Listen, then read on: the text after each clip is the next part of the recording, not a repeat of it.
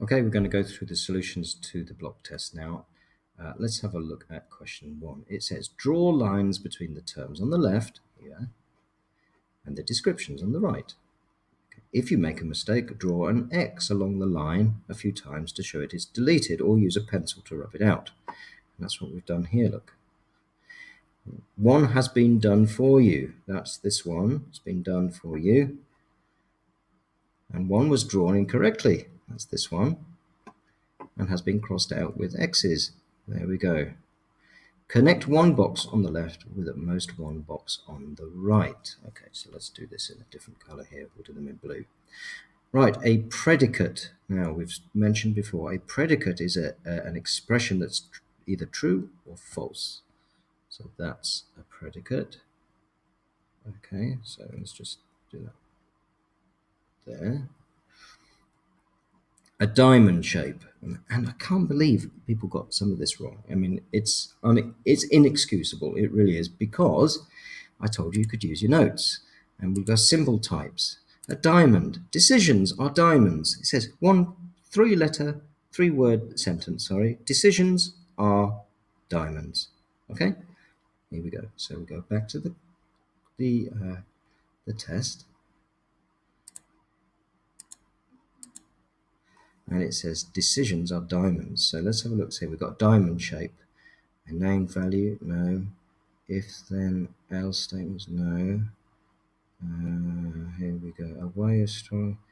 Let's have a look. Keep going up here.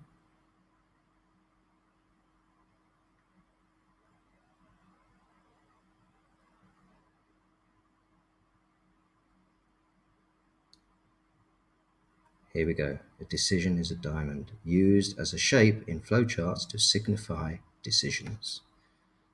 There we go.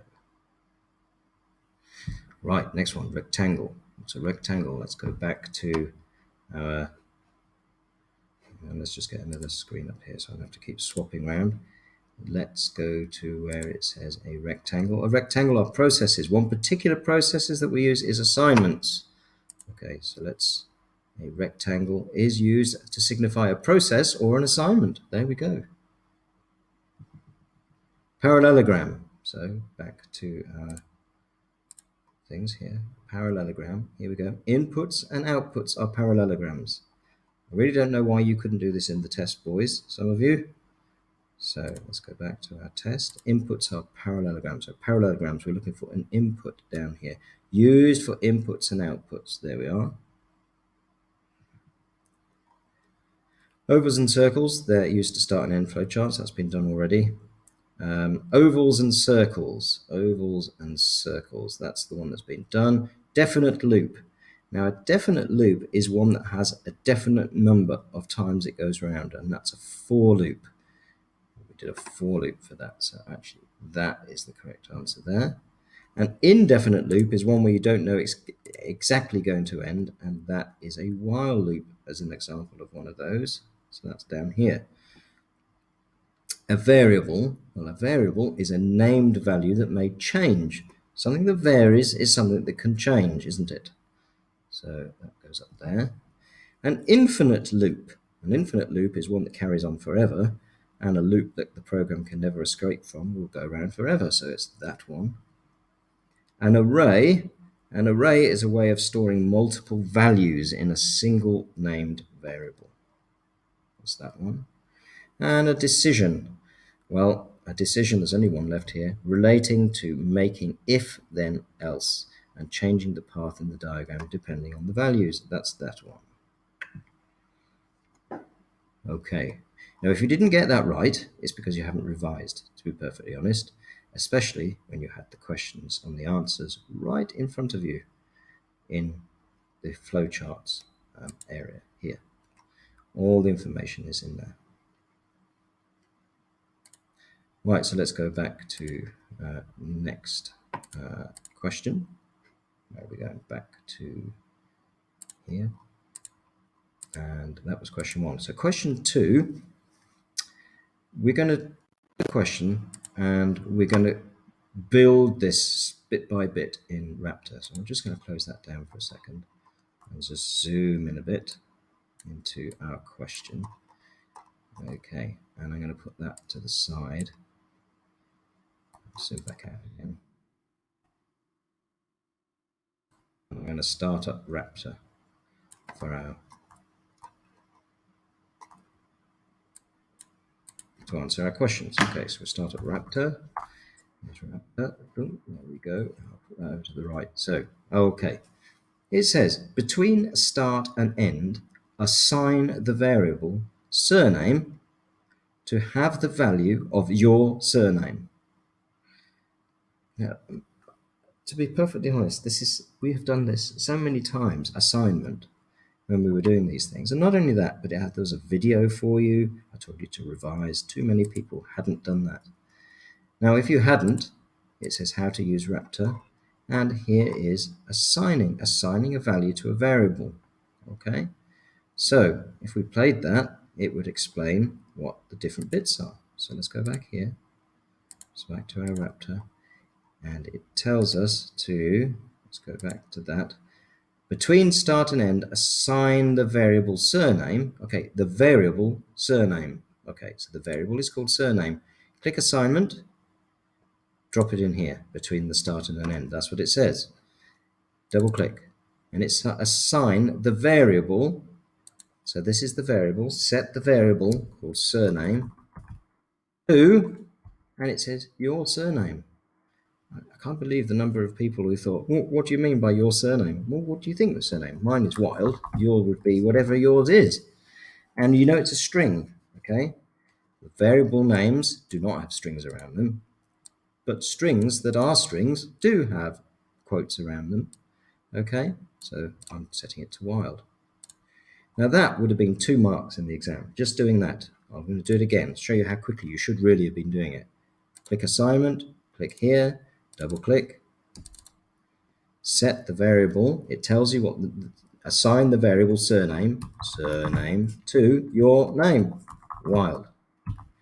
There. Part B, after this, add an input. Okay, so we go to input and we add it. There we are. That's a mark, by the way.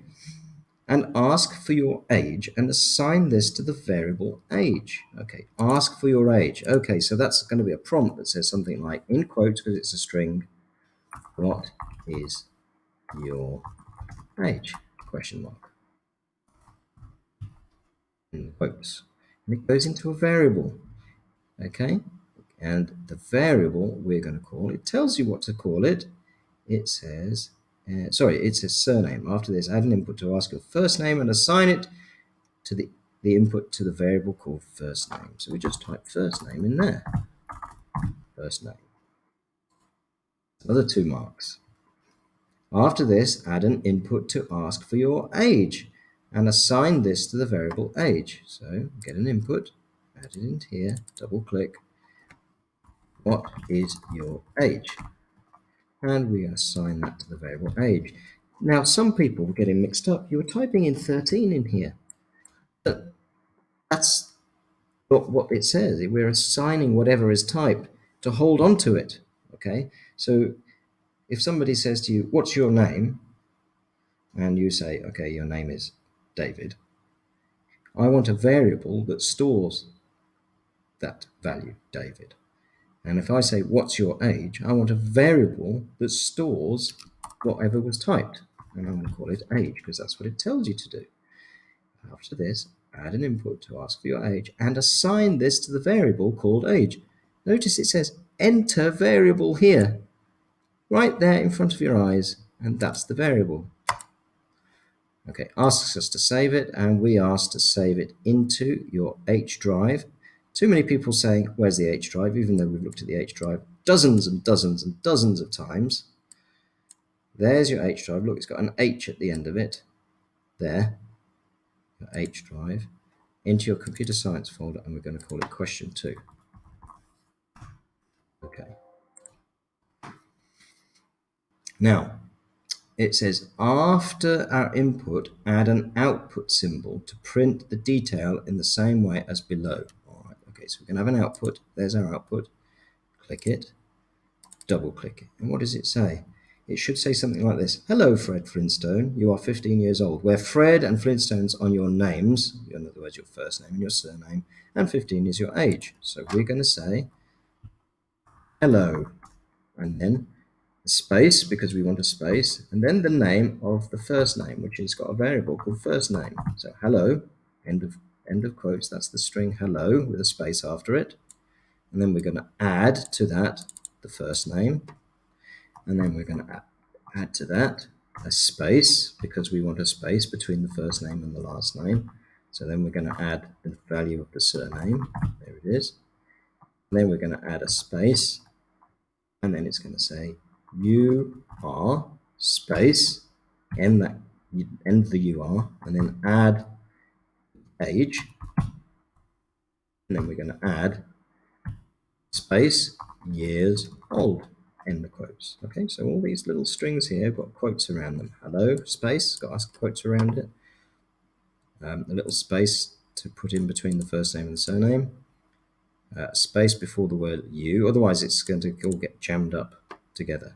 Okay, so I'm going to click OK. And then we should test it. So let's test it. Off we go. What is your age? And my age, of course, is 23. And what is... sorry, do that properly. What is your age? What is your age? I didn't mean to do it. I've made a mistake there, haven't I? So notice when I run it, I noticed the mistake. The second bit should have been ask my first name, not my age. So let's get our first name. Put our first name in there. First name. Easy to make mistakes, but that's what running is all about. It's called debugging. So that's better. What is your first name? David. What is your age? My age is 23. And then flowchart is complete. And notice, what does it say here? Hello, 23 wild. You are years old. Something's not right. Okay, so what have I done wrong?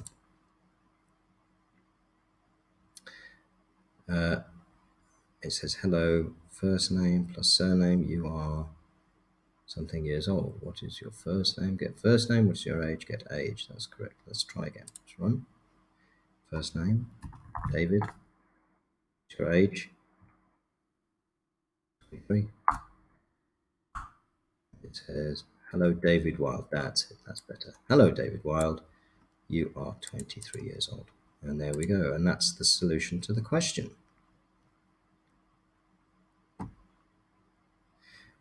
So the mark scheme was 2 marks for this. Any assignment would have got you a mark.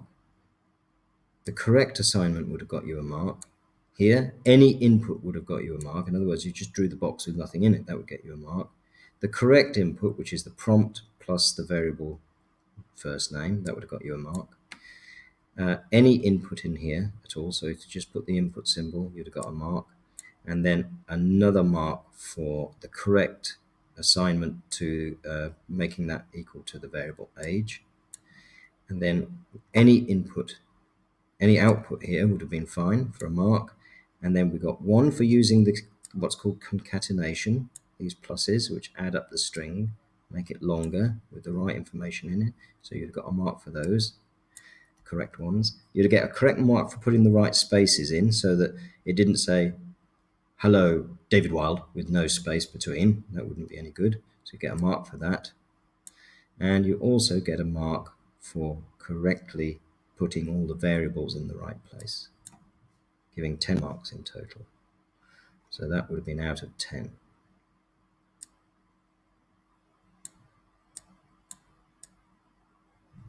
Okay, right. Let's have a look now. I'm going to save that now, and let's have a look at question 3. So I click the new button, and question 3 says, by using the loop icon. Okay, so I'm going to continue reading, but in my mind now, I know I'm going to click this thing called loop and put it in there, because I know it's going to be a mark if I do that. By using the loop icon, write a Raptor program that will ask the user for an integer from 2 to 9. If you don't type a valid number, then the program should print invalid number, try again. This number should be assigned to the variable small number, after which this loop should continue to the next part of the question. See below. Okay, let's sort this out by using a loop icon. So let's add a loop icon in there. Doink. it's going to ask us for a number from 2 to 9. So it's going to say we want to keep going around and check that the number that we're inputting is a number between 2 and 9. So we need an input. So we're going to put the input here, and then we're going to check to see whether it was what the input was between 2 and 9. If it wasn't, I'm going to go back round and ask for the input again. If it was, it's going to come out, and that will be this should continue to the next part of the question. Okay. So we need an input first of all. We're going to have to get an input, and it says here, ask the user for an integer from 2 to 9. So let's do that. So let's double click our input thing. Prompt is going to be double quotes, input a number from 2 to 9. And we're going to store whatever they type in. So let's say I say to somebody, give me a number between 2 and 9, and they say 4. I'm going to store that somewhere. I'm going to write it down, but I use a variable to store it. So I'm going to call that, let's say, number. Oh no, it tells us what the variable should be called. It should be called small number. Small number. Okay. And we need to now check to see whatever was input, which is stored in this thing called small number, we need to determine, is it between 2 and 9? So let's check that. So we double click this, and look, there's even some examples here. We want to make sure that small number is greater than or equal to 2, and we want to make sure that it's less than or equal to 9. Okay? So make sure it's greater than or equal to 2 and less than or equal to 9. So look at what we're doing here. Small number greater than or equal to 2. That can either be true or false. And small number less than or equal to 9. So greater than or equal to 2 and less than or equal to 9. Okay? And if it isn't, it's going to go around and ask for it again. Let's just test that. So input a number between 2 and 9. If I put 12, it's going to ask me again, input a number from 2 to 9. So if I put 2, that's fine, and it's finished. Okay, so that seems to work. But the question also asks us, as it says, if you don't type a valid number, then the program should print invalid number, try again. So that's in the case where it's invalid. This is the loop where it's invalid. It's going back round. This loop here is where it's going invalid. You've got to try again. Keep inputting it.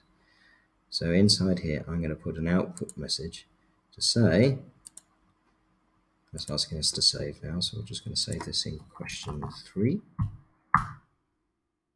And we're going to output this message to say, what did it say to him? Output, it says, invalid number, try again.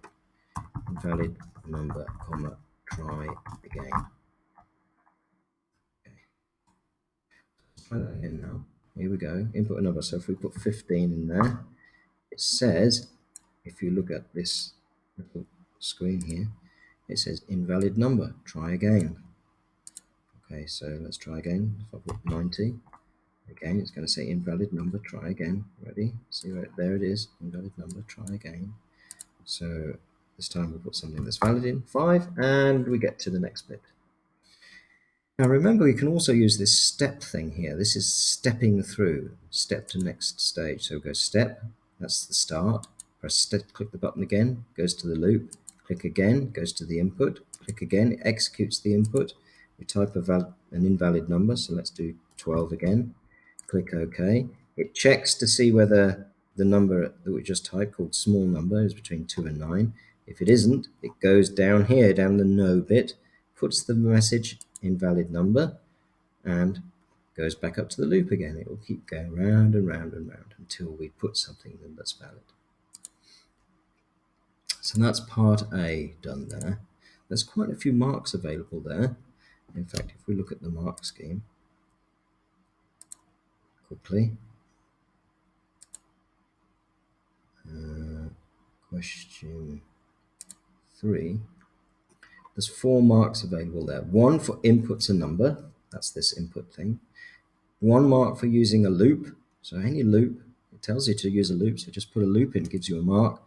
1 mark for the correct predicate. Predicate, remember, is a true or false statement, so that's this thing here, small number greater than or equal to 2 and small number less than or equal to 9.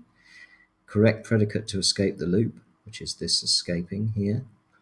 And 1 mark to put the invalid message output, so an output to put the invalid message. Okay, let's go back to our question paper again. The next bit it says, let's go back to here, back to Raptor. The next bit it says is, we're coming down to this part of the diagram now. So we've got this valid small number, and we're down to here just before the end. By using the same loop or otherwise, get another number called large number, which should be larger than small number. So what does that mean? Well, it's asking us to input a second number. So let's say I ask somebody for our first number, our small number between 2 and 9, and they say 7. And then they say, okay, give me another number that's got to be bigger than 7. Okay, and you say 2. No. You say that's not bigger than 7. I go, oh, all right, 12. Yes, okay, that's acceptable. So basically, we need another loop to make sure that this second number is input. All right. So let's try to see what works. So let's put it in a second loop. And this time we're going to ask for an input to get the large number. So in here, an input. We're going to input for the large number. So input a number larger than, and what's it got to be larger than? Larger than that small number. So we're adding our small number here. Okay. Okay, so input a number larger than small number plus small number. Now, if small number was 7, it would say input a number larger than 7. Okay, and this one is going to be called large number. So we're storing in the enter the variable, and the variable calls large number. All right. Now we've got to make sure that the large number is bigger than the small number. So if it isn't, so if the large number is smaller than the big number, then we need to loop round. So, but to escape, large number must be bigger. Large number must be greater than small number. Okay, so we're making sure that the large number is bigger than the small number, because that's what it's, and if it isn't, it's going to ask us again. Okay. Now we could put a little message to say, oh no, you didn't give us a number, but it says there input a number larger than our small number anyway. So this is going to keep going around until we've input a large number which is bigger than the small number. So let's go on to part C here. Oh, actually, before we do that, let's look at part B, the mark scheme. So the mark scheme for the next part is this bit. So 1 for using another loop, 1 for inputting the number, and 1 for the correct predicate in here, which is this large number greater than small number. Actually, that should say larger than, not larger than or equal to. I've just noticed this error there. Got it right when I'm doing the video. I'm pretty sure it says larger than. Let's just check the question. The question says, get another number called larger, which should be larger than, not larger than or equal to. So that should be larger than. So I've just corrected that, larger than, not larger than or equal to. Okay, next bit. Once you have the value of small number and large number, which we will do now, test the rest of the program. Write the rest of the program to add up all the numbers from small number to large number. So if small number was 5 and large number was 7, it needs to add up 5 plus 6 plus 7. If the small number was 3 and the large number was 10, it needs to add up all the numbers from 3 to 10. 3 plus 4 plus 5 plus 6 plus 7 plus 8 plus 9 plus 10. Okay, so let's have a look how I did that. Well, the first thing is we're going to need a loop to count around. Okay, and the counter is going to start off at small number, which is basically this bit. So the counter is going to start off at small number, so we need an assignment to start the counter at small number. And we're going to add up all the numbers. But before we've started adding them up in this loop down here, the total addition of the numbers is 0. We're going to keep going around until the counter is larger than the large number. So remember, we're going to start the counter at the small number. So let's say we typed in 5 as the small number and 10 as the large number. So we're going to go 5 plus 6 plus 7 plus 8 plus 9 plus 10. So this counter will go 5, 6, 7, 8, 9, 10. But if it goes more than 10, it needs to escape. Okay, and then put the total down here. Now, otherwise, it's going to create the total. This total that's going to be added up bit by bit by bit is going to be what it was before, plus the value of the number, this counter number, because counter's going 5, 6, 7, 8, 9, 10, so we want to add up 5, 6, 7, 8, 9, and 10. So that's what that box does. And then we want to increase the value of counter. So counter goes 5, then 6, then 7, then 8, then 9, then 10. Okay, so it needs to add up this total. And then afterwards, once we've finished, we're going to say the sum of the number is, and then add the total to the end. Okay, so I'm just going to open up the solution that I've already created here. And should be question 3. And I've implemented that now. So we can see down here, this is this, set the small number to this. So let's step through and see what happens. Step through. Right, start, loop, input a number from 2 to 9. So this is going to be the small number. Let's do 5. Check this between 2 and 9. We've already tested this. It is. So we come out to this bit now. And now we go to the next part. So it's going to input a number larger than 5. Okay. Let's put 10. Checks to see whether it's bigger, which it is. So it comes out down to here.